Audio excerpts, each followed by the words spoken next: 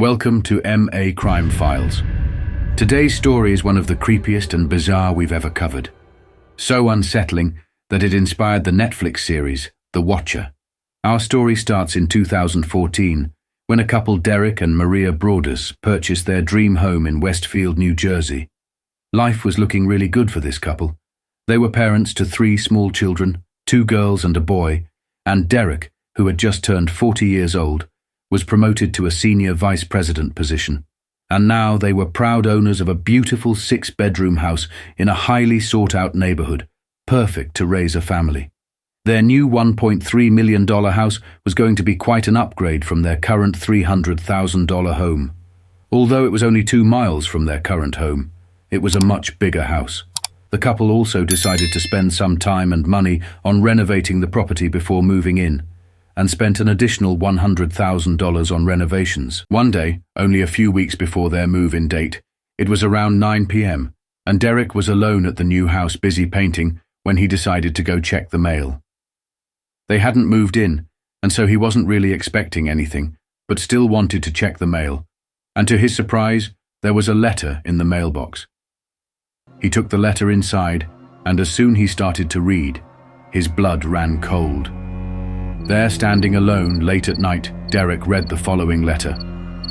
Dearest new neighbor at 657 Boulevard, allow me to welcome you to the neighborhood. 657 Boulevard has been the subject of my family for decades now, and as it approaches its 110th birthday, I have been put in charge of watching it and waiting for its second coming. My grandfather watched the house in the 1920s, and my father watched it in the 1960s. It is now my time. Do you know the history of this house? Do you know what lies within the walls of 657 Boulevard? Why are you here? I will find out. Do you need to fill the house with young blood? I requested. Better for me. Was your old house too small for your growing family? Or was it greed to bring me your children? Once I know their names, I will call to them and draw them to me.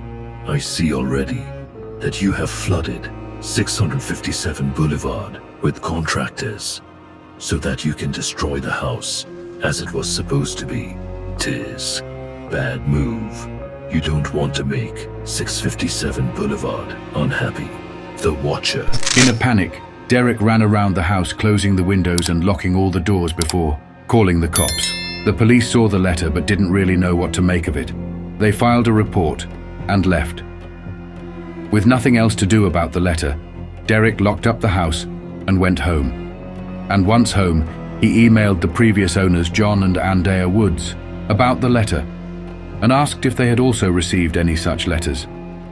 They told Derek that they had indeed received a letter near the very end of the stay, but didn't think much of it and had thrown the letter away. John and Andrea had lived in 657 Boulevard for 23 years and had only received one strange letter, also signed by the Watcher. But it wasn't threatening.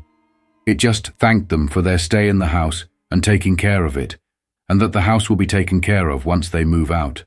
Disturbed by this strange letter, the Broaders started working with the detective, who told them not to mention anything to their neighbors, because you never know who this may be.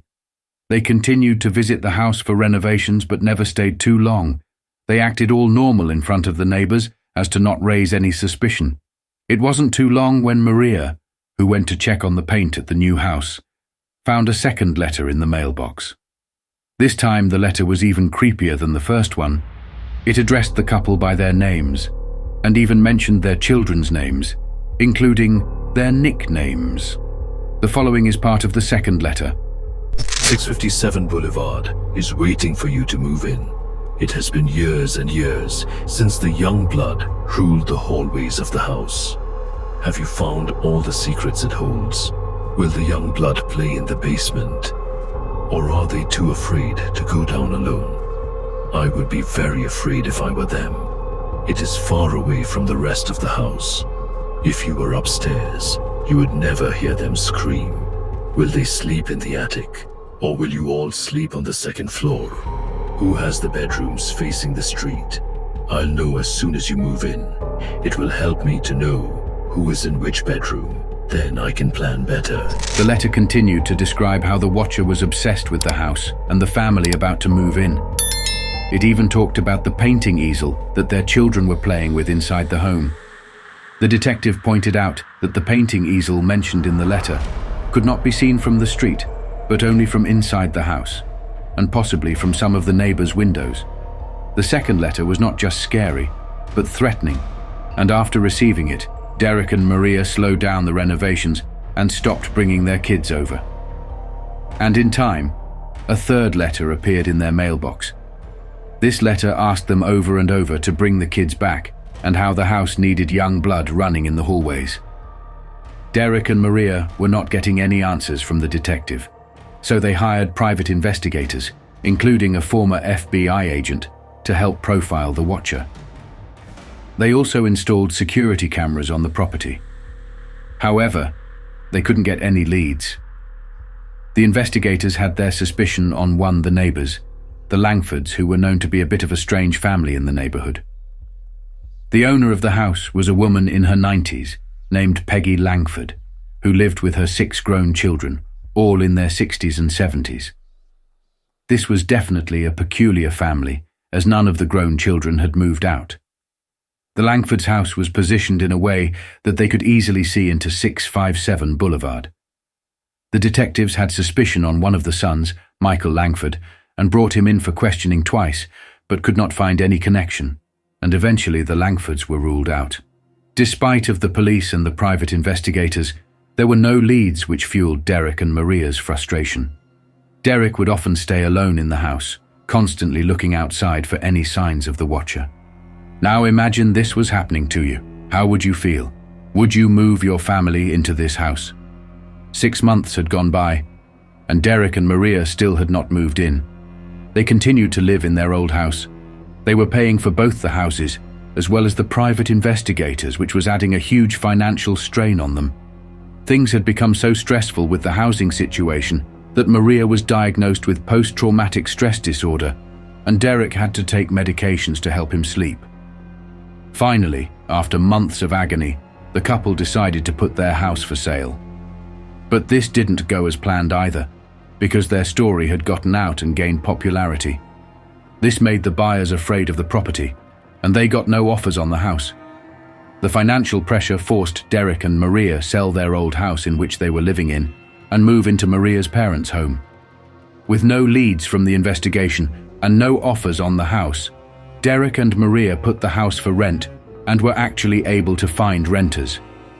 This was going to be at a loss for them because the rent did not even cover the mortgage. But at this point, something was better than nothing. Soon after the renters move in, another letter appears in the mailbox, which the renters shared with the Broadus family. The renters felt at unease with this new letter, especially since they were also mentioned in it. However, they decided to stay, given that even more security cameras were installed. This fourth letter mentioned the following.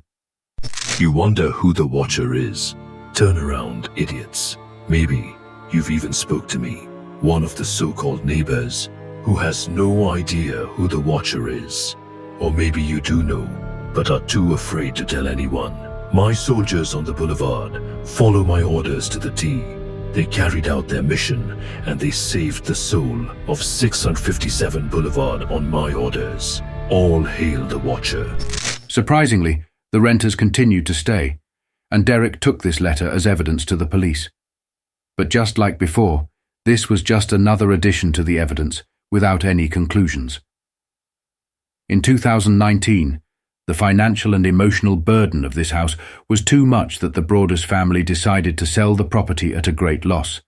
They sold the house $400,000 less than what they paid, which was $1.3 million, and the $100,000 put in the house on renovations, and also the fact that this about 5 years later, at which the value of the property should have gone higher.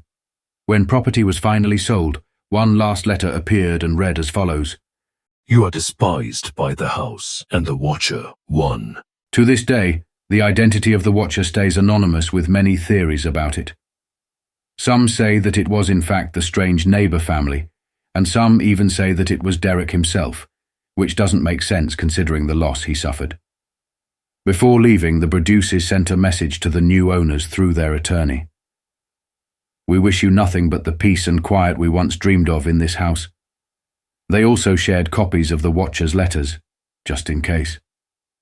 And so, the mystery of the Watcher lives on. Who do you think was behind it? And more importantly, would you have moved in?